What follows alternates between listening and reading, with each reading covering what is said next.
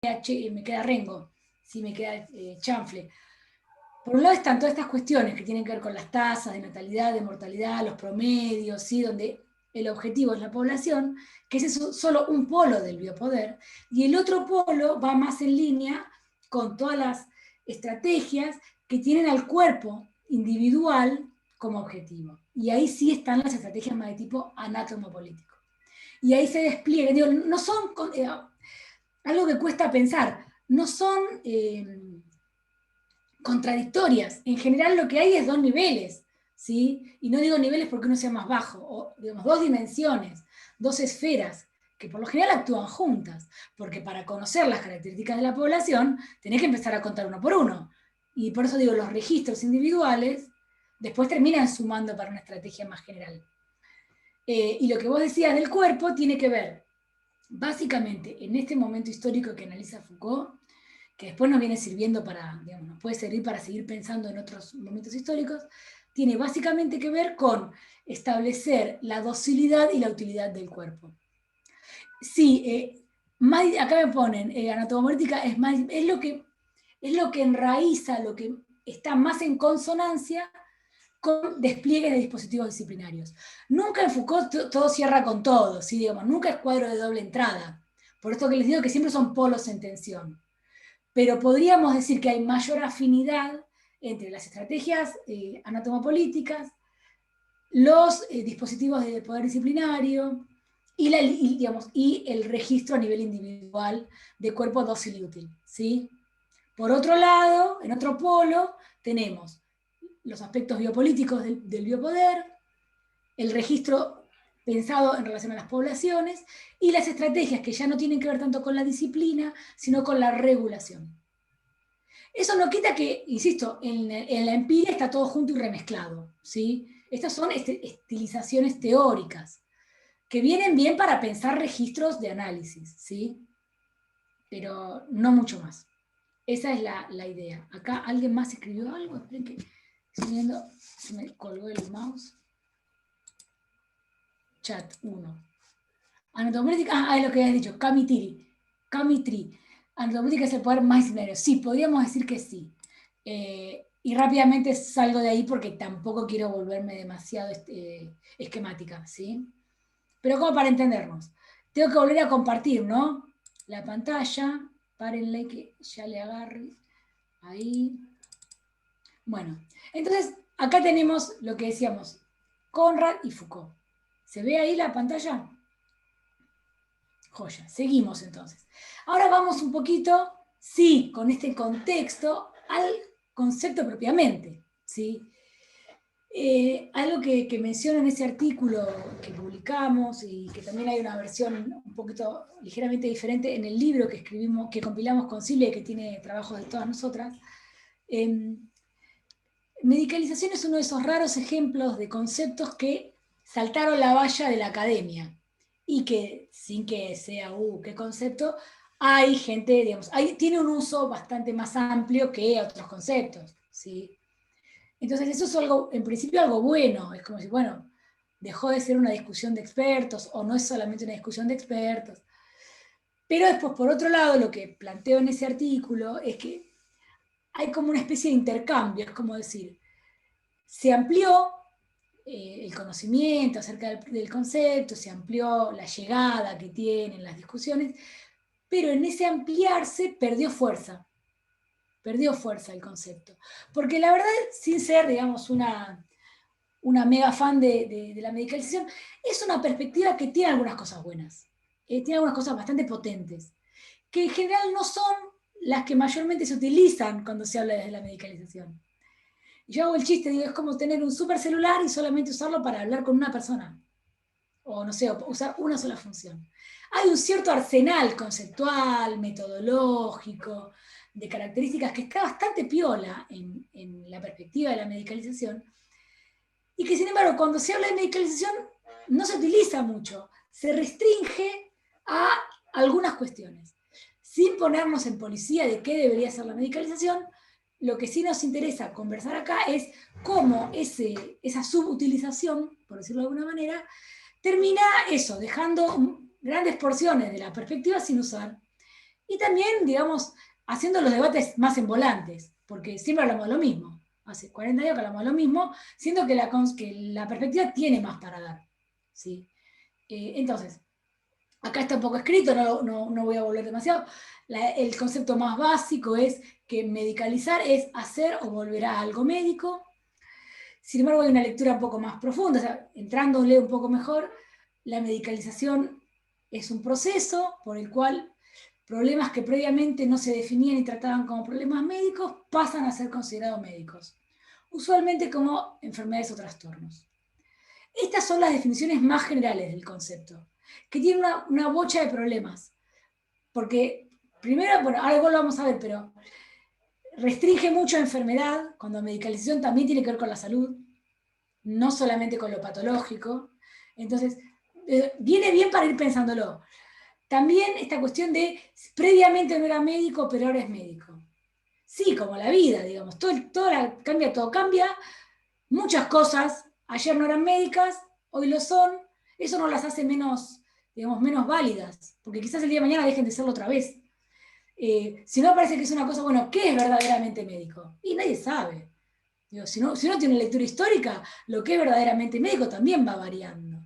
Pero hay como una idea de, bueno, eso no es verdaderamente médico. Y como que eso cierra la discusión. Por eso digo que, en todo caso, pensemos cómo algo llegó a constituirse como propio de la medicina, y ahí miremos, en vez de estar diciendo, es médico, no es médico, sacando digamos, la cinta métrica de ver cuán médico es algo. Lo vamos a ver más adelante. En la historia, muchas cuestiones que eran médicas, hoy nos parecen una pavada. Cuando veamos Construcción Social de la Locura, vamos a ver un montón de diagnósticos. Un diagnóstico médico era la propensión de los esclavos a fugarse. Esa era una enfermedad. Entonces, ¿qué es médico o qué deja de ser médico? También contextuado, tiene un montón de elementos. Obviamente está lo bizarro, está lo intencionado, digamos, porque no casualmente en sociedades esclavistas pasaba esto. Digo, para que un esclavo tenga propensión a fugarse tiene que ser esclavo. ¿Sí? Y eso quedaba inconmovido, nadie preguntaba por qué el esclavo tenía propensión, porque el que tenía propensión a fugarse era un esclavo, porque no tenía libertad. Pero digo, ojo con digamos, centrar el análisis en si algo es verdaderamente médico o no. Porque eso también está sujeto a transformación. Y eso no quiere decir que sea menos médico o más médico. Quiere decir que en la disputa de saberes acerca del problema lo ganó la medicina. Es una voz autorizada. ¿Sí? En otra época, la masturbación infantil era una enfermedad. Hoy nos puede parecer que un niño sea onanista, puede ser un montón de cosas, pero no es una enfermedad en sentido clínico. ¿Sí? Bueno, eso era en alguna época médico. Y digo, que tenga una dimensión histórica no quiere decir que sea falso en el sentido más profundo, ¿sí? Sino que en alguna época se gestionó médicamente la respuesta a ese problema. Masturbación infantil, mismo la homosexualidad. En alguna época estaba en el manual de CM de diagnóstico de trastornos mentales. En el 80 lo sacaron del diagnóstico, lo sacaron del manual. Eso no quiere decir que no sigan existiendo lecturas de la homosexualidad que la asimilan a una enfermedad. Es parte de la disputa. Digo, también cuando se retira de lo médico, eso no quiere decir que se cancele como problema. Sigue habiendo, no solamente sigue habiendo médicos que te dicen que igual es una enfermedad, sigue habiendo sentidos sociales que piensan que la homosexualidad esta es un toque tocadito, ¿sí? O muchas otras cosas, ¿sí? Entonces, me parece que, ojo con pensar que algo es verdaderamente médico o falsamente médico. Está escrito en una cuestión cultural. Sin ser relativistas culturales, tengámoslo en cuenta, ¿sí? Yo acá tomo mucho algunas cuestiones de Conrad de un artículo del 2013, que acá lo menciono, que ¿por qué lo retomo? Porque, nada, piensen que el primer texto, nosotros tenemos como texto de referencia Conrad del 82, 83, no me acuerdo ahora. Sin embargo, Conrad, el primer texto que escribe sobre medicalización es del 75. En el 2013 todavía tiene que estar aclarando cosas, ¿sí? Y está bueno porque tiene un sentido medio de manifiesto, ¿sí? Este texto del 2013. Es como decir, bueno, me hinché, otra vez tengo que estar explicando, lo voy a hacer, ok, para que no jodan más. Porque digo, hay una persistencia de lecturas. Creo que pasa mucho con las perspectivas más piolas, siempre hay una lectura banal, siempre hay una lectura plana, siempre hay una lectura determinista. Pasa con Marx, pasa con Foucault, ¿sí? Estamos recontra acostumbrados. Pasa con Freud, ¿sí? Que hacen lecturas banales o lineales o deterministas. Bueno, con la medicalización también hay como una manera de apropiársela que la aplana. Y en este texto de 2013, Conrad es como que sale ahí, salta engomado y tira un par de cosas. De ahí levantamos, ¿sí? ¿Qué es lo primero? ¿Qué es lo primero? Si yo tuviera que recordarles algo de la clase de hoy y después nada, después no importa nada, la medicalización no es un adjetivo, ¿sí? No es una característica de una persona. No es que yo estoy medicalizada, Camila Fagalde está medicalizada y Alfonsina Ruiz no está medicalizada. No es un atributo de una persona, es un proceso social, como la urbanización, eh, como la sacralización, ¿sí? Son procesos sociales que tienen distintas intensidades cuando uno lo baja a personas, pero no es un atributo de una persona.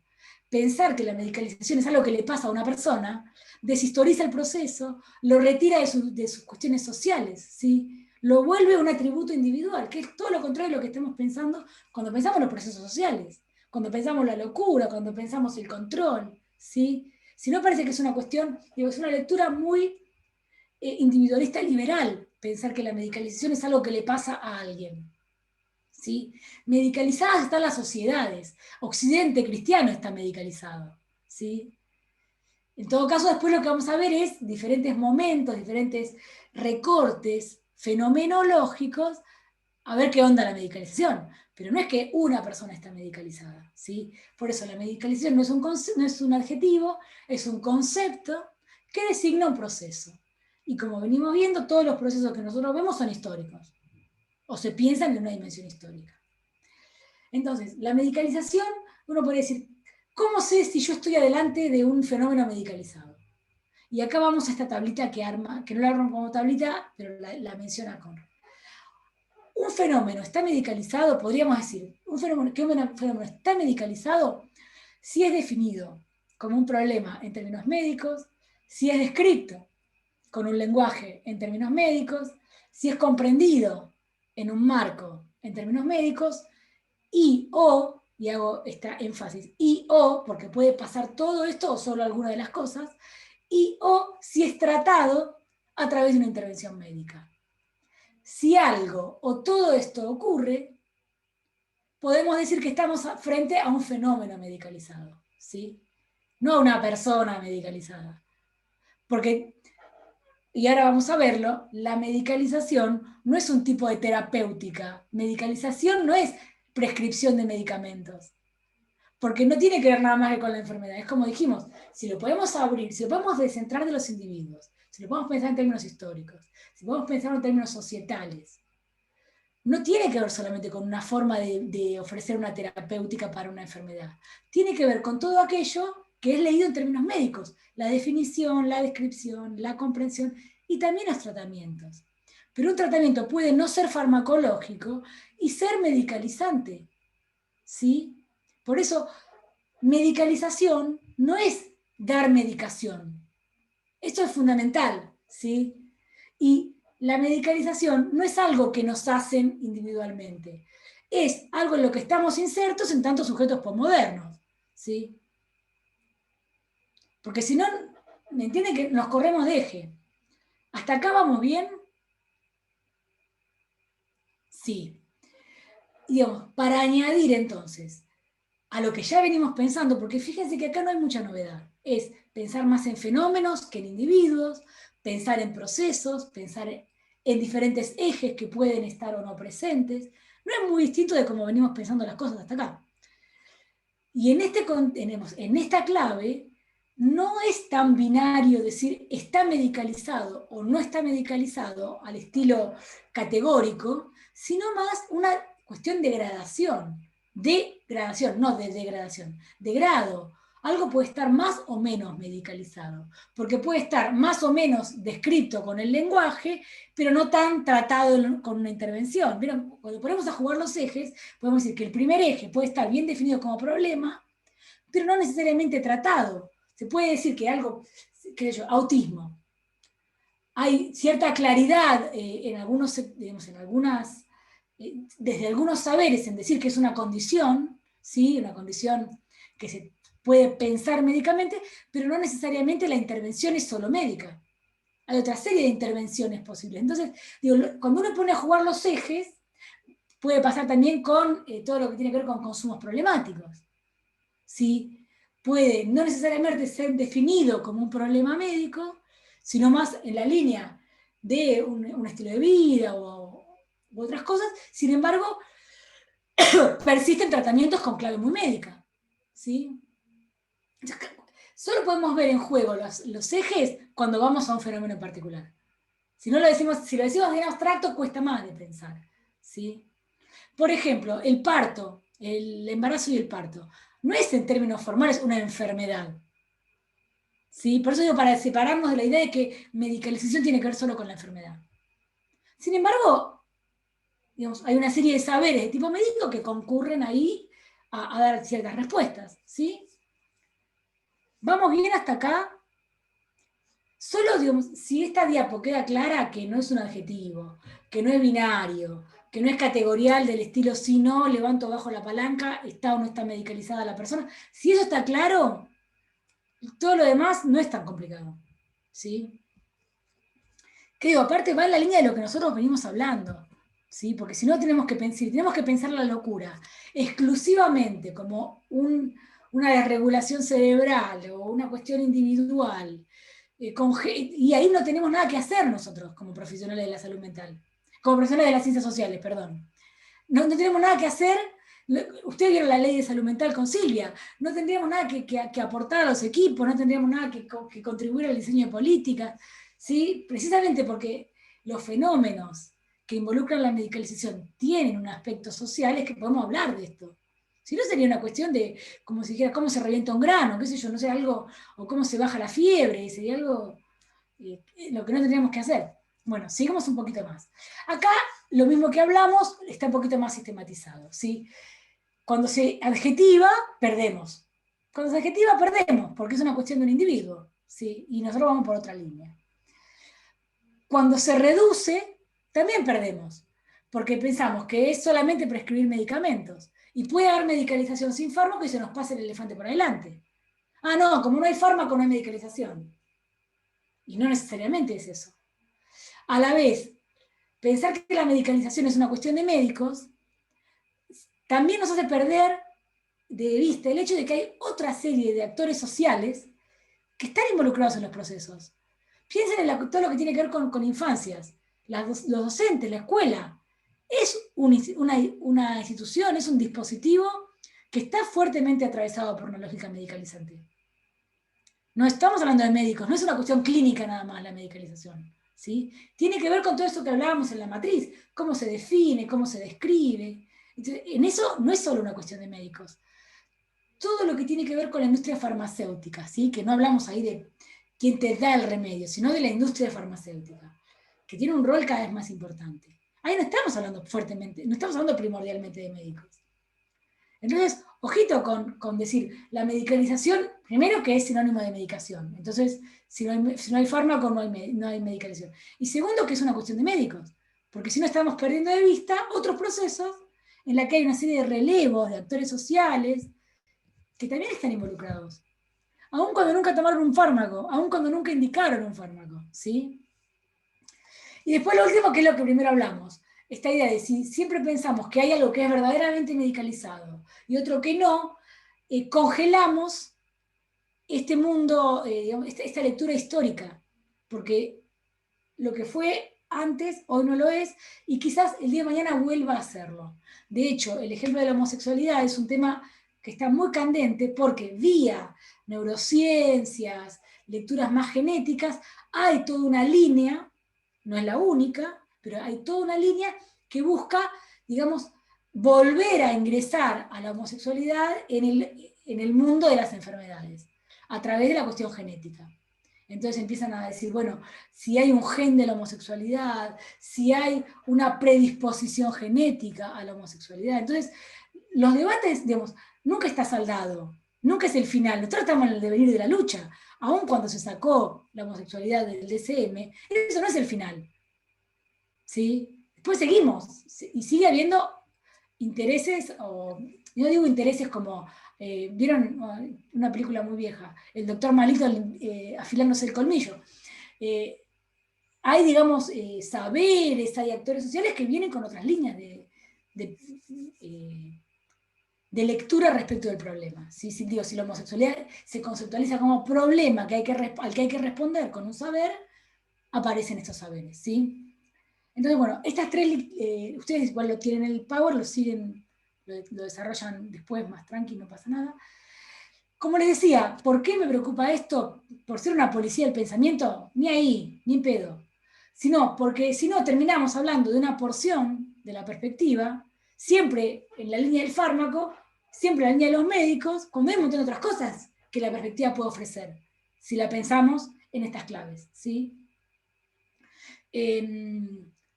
Y bueno, eso básicamente, que se omiten, se obturan o se impiden otros términos de discusión. Es como que hay un punto muy cómodo donde levantamos el dedito y decimos, la medicalización, caretas, qué sé yo, pero dejamos sin tocar otra serie de cuestiones. ¿Sí?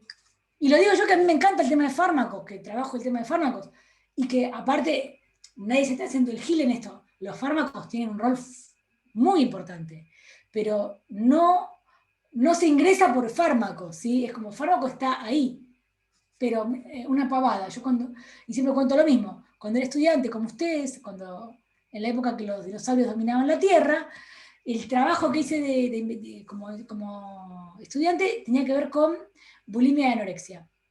Y ahí el tratamiento que nosotros relevamos con mi compañera de cursada en una institución en particular, no era primordialmente farmacológico. Sin embargo, tenía un montón de cuestiones que eran claramente medicalizantes. Entonces, ojo con pensar, por eso le digo, ojo con pensar el fármaco como el eje fundamental, porque puede haber algunos procesos de medicalización que no tienen que ver primordialmente con el fármaco. ¿Sí? Tenía más que ver en este caso con cuestiones más de tipo conductual, ¿sí? De ordenamiento de las conductas, de organización de las conductas, y no tanto como, no del estilo del fármaco como pueden tener digamos, otros diagnósticos, como si uno dijera, bueno, ataque de pánico, clonazepam. Hay como una cosa más, como algo más biunívoco, ¿sí? O decir déficit de atención con hiperactividad, Ritalina, que uno lo asocia mucho más fácilmente, o depresión, antidepresivo. Acá no era tan preponderante el fármaco en el tratamiento. Igual estoy hablándole, como les digo, hace 1000 años. Yo no seguí investigando ese tema, quizás hoy esté mucho más vinculado a la cuestión farmacológica y yo me lo pierdo. Nuevamente, siempre hay que poder hacer actualizaciones, ¿sí? Lo que uno dice no sirve para siempre, después hay que seguir mirando. Bueno, entonces, volviendo un poquito sobre esta cuestión de la gradación, ¿sí? De decir, no es si no hay o no hay medicalización. Acá yo lo que les traigo es una tabla. Piensen que Conrad es sociólogo, ama los cuadros de doble entrada. Para mí fue todo un trabajo de deshacerme de mis tendencias sociológicas a hacer cuadros de doble entrada. Porque es como, dale un cuadro de doble entrada a un sociólogo y es feliz. Yo venía con esa línea y rápidamente al leer a Foucault, al trabajar desde su perspectiva, te das cuenta que es muy poco lo que puedes hacer con un cuadro de doble entrada, pero bueno, haciendo la salvedad, acá solo les presento el cuadro que hizo Conrad. Lógicamente, Conrad habla desde la sociedad estadounidense, con su historia, con sus características, con sus problemas, con sus diagnósticos. Acá no vengo a mostrar el cuadro como una cuestión que sea relevante para nosotros, sí las categorías, ¿sí? El hecho de construir categorías. Después cada uno puede tener ejemplos en distintas sociedades que sean diferentes, pero me parece interesante el hecho de cómo él arma las categorías. Él dice, si lo que se medicaliza son los problemas o los fenómenos y no las personas, podemos decir que hay un arco que va desde un problema totalmente medicalizado, pasando por problemas mayormente medicalizados, problemas escasamente medicalizados y problemas que tienen la medicalización bajo cuestionamiento o en disputa, que son los problemas que generalmente nos interesan más a quienes investigamos. En este caso, Conrad dice, hay un solapamiento institucional, donde hay múltiples instituciones, múltiples saberes que comparten o se disputan el manejo de ese problema, el control de ese problema. En Argentina, que saben que disputamos todo, son las más frecuentes, son las más picantes, las que más interés nos generan. Y fíjense que en los ejemplos, Conrad dice que el ADHD, el déficit de atención con hiperactividad, él lo ubica en los problemas mayormente medicalizados. Todas mis tesis, la tesis de maestría, la de doctorado, es un ejemplo de cómo en Argentina es un diagnóstico en disputa. Lejos está de ser un problema mayormente medicalizado. Entonces, por eso digo, los ejemplos pueden ser poco ilustrativos para nosotros. Lo que vienen bien son las categorías. Después cada uno le ejemplifica con cuestiones distintas. Acá, por ejemplo, los problemas con cuestionamiento o en disputa, la adicción a los opiáceos, ni siquiera está del todo formulada como un problema medicalizado en nuestro país. No está así, digamos, no aparece mediáticamente de manera sistemática. La adicción al sexo tampoco aparece sistemáticamente como un problema, siquiera escasamente medicalizado. La adicción a Internet puede aparecer, quizás no formulada como adicción o no solamente como adicción. Por eso digo, los ejemplos hay que verlos en cada país. Lo que está bueno son las categorías. Entonces, lo primero entonces es la gradación, que no hay sino grados. Hasta ahí vamos. No es muy complicado, tampoco es que se mató, pero digo, se mató de lo complejo de lo que es. El 2, este también está bueno, porque también nos permite pensar en términos históricos. Si decimos que los problemas medicalizados son problemas que tienen que ver con un proceso histórico, a lo largo de la historia, esos procesos tienen cierta elasticidad. Pueden ensancharse y que entren más cosas adentro del problema, y pueden angostarse, por decirlo así. Puede, después, digamos, como parte del devenir histórico, hay problemas que después pueden ser menos que lo que eran antes. Pueden quedar mejor circunscriptos, mejor definidos, dividirse. Por eso es parte de lo que es una lectura histórica de un concepto, de una categoría medicalizada. Y él dice, está el ADD, esto es para la sociedad estadounidense, ¿no? Él dice que el ADD es una de las categorías que para él se ha ensanchado. Se originó como trastorno infantil, trastorno mental infantil, y hoy por hoy, dice, en Estados Unidos esa categoría ya rebalsó, ya saturó, y hoy por hoy lo que está en expansión es la categoría de ADD adulto. ¿Sí? Entonces, este es un ejemplo que él usa para su... De hecho, lo que nos puso en el prólogo, él hablaba un poco de eso. Él dice, la categoría ADD se ensancha hacia la adultez y hacia la infancia muy chiquita, lo que en inglés se dice toddler, que son los nenes chiquitos hasta 4 o 5 años. Originalmente el TDAH se diagnosticaba desde los 5 años hasta los 12 y hoy se diagnostica desde antes de los 5 y después de los 12. El ensanchamiento, la elasticidad viene por ese lado, por una cuestión etaria. Otras categorías no tienen que ver, el ensanchamiento o la elasticidad no tiene que ver con una cuestión etaria, sino con que amplía el campo de lo que toma. Ellos tienen la línea del estrés postraumático. ¿Sí? Nosotros venimos con la línea del trauma social, lo van a ver con Flavia Torricelli cuando tengan la clase. Nosotros no pensamos, nosotros en Argentina, digo, en general, la lectura de frente a las catástrofes que pueden ser naturales, desastres naturales, a las situaciones de guerra que nosotros no hemos tenido en términos de guerra, pero sí como terrorismo de Estado. Nosotros tenemos más bien una matriz de pensarlo como trauma social, reparación simbólica. Ellos que vienen pensando el trastorno de estrés postraumático, dicen que lo que dice Conrad es, originalmente tenía que ver con la guerra de Vietnam, y hoy por hoy se amplió a abuso sexual, desastres naturales, y a quienes son testigos de esos sucesos. No solamente a quienes lo viven en carne propia, sino a quienes son testigos de esos sucesos. Este es otro tipo de elasticidad, ¿sí? Por ampliación de tema, no tanto de edad. Otro que él trabaja de elasticidad es la depresión. Y en esto sí es bastante parecido a nosotros, porque si bien la depresión aparecía más genéricamente, hoy por hoy hay toda una, digamos, subítems en relación a instancias de la vida. Entonces hay depresión infantil, depresión por vejez, ¿sí? Depresión por duelo, depresión por desempleo, por menstruación, por menopausia. Fíjense cómo aparte la cuestión de la mujer y del ciclo reproductivo de la mujer aparece muy vinculado. Esto lo vamos a retomar en la clase que tengamos de género y salud mental. Acá hay otro tipo de ampliación, ¿no? Digamos, de elasticidad. ¿Me van siguiendo hasta acá? Algunas tienen más que ver con nuestra idiosincrasia, con nuestra cuestión cultural, otras no. El último, que a mí me da mucha risa, Conrad dice histeria. Es un diagnóstico que prácticamente ha desaparecido. Porque no vive en Buenos Aires, no vive en Rosario, no vive en París, donde todavía digamos, el influjo del discurso psicoanalítico tiene que ver más con un estilo cultural. Entonces para nosotros histeria está recontra vigente. Digo, ven ahí la diferencia, ¿no?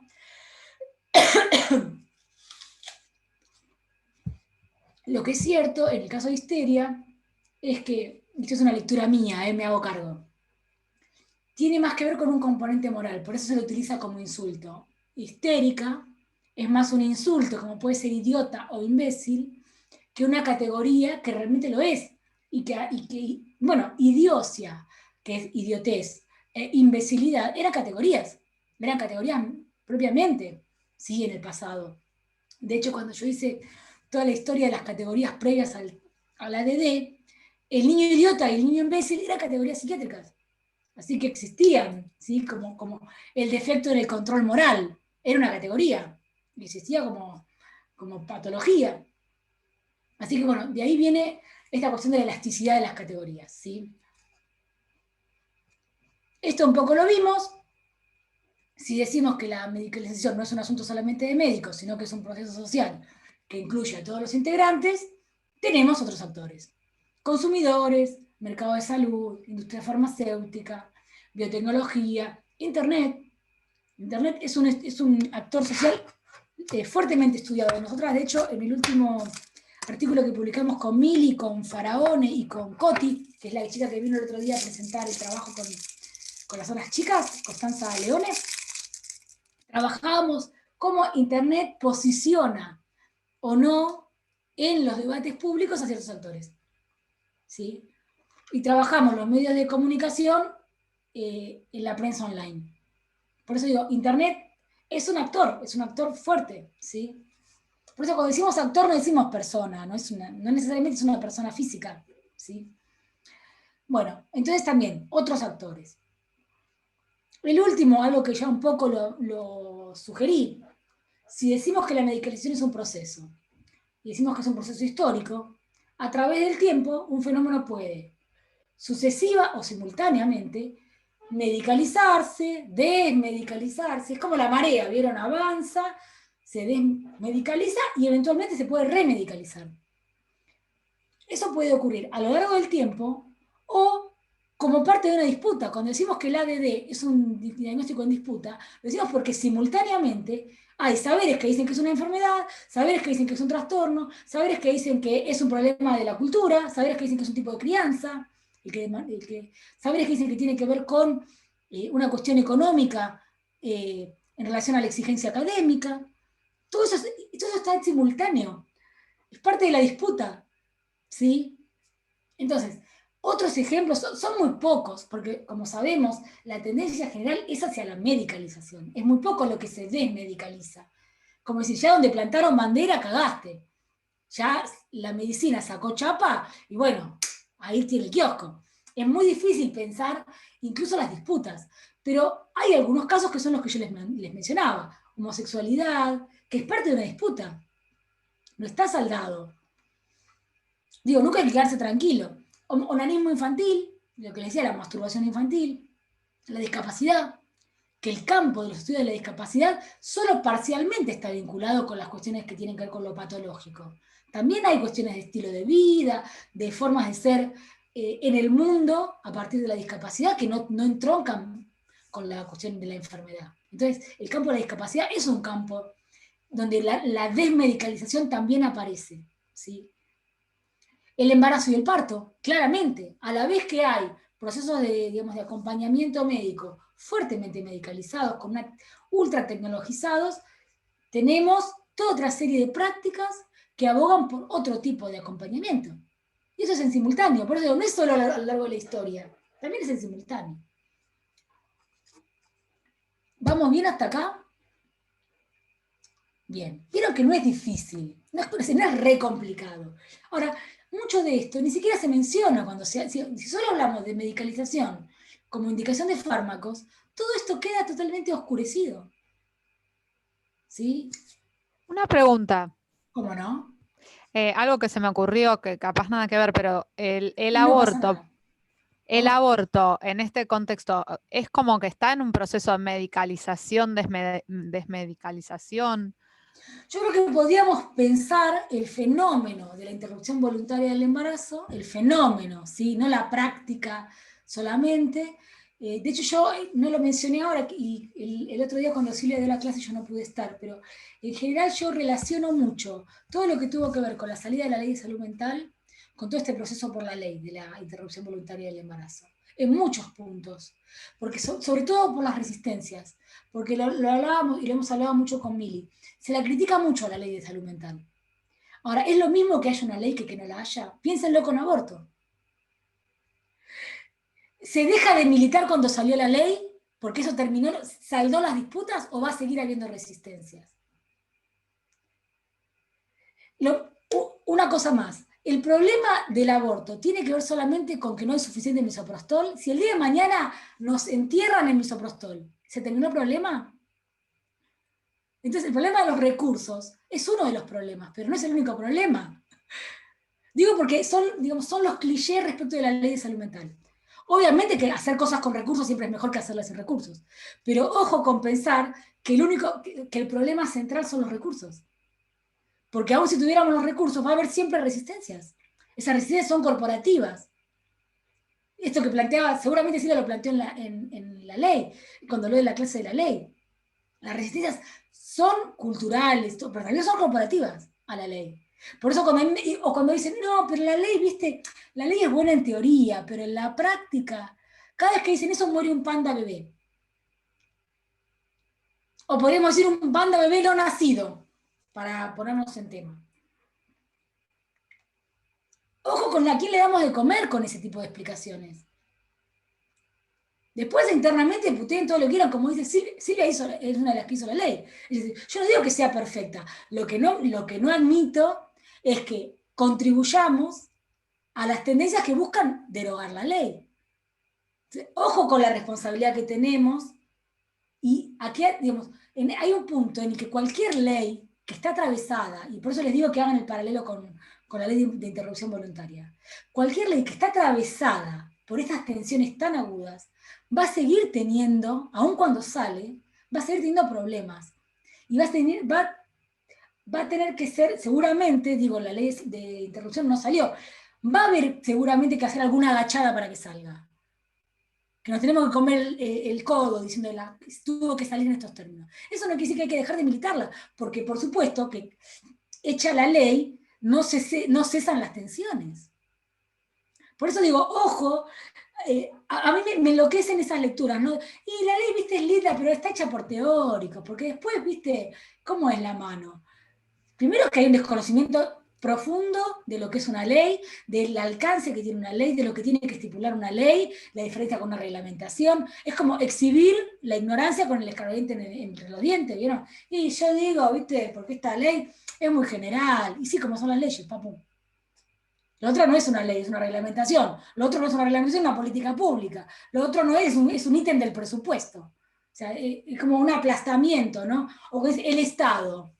El Estado, ¿viste? Porque no se pone las pilas. Pero abramos a la complejidad de lo que es el Estado como estructura. Porque en el Estado están todos. Están los psiquiatrones, están los de la salud comunitaria que hacen lo que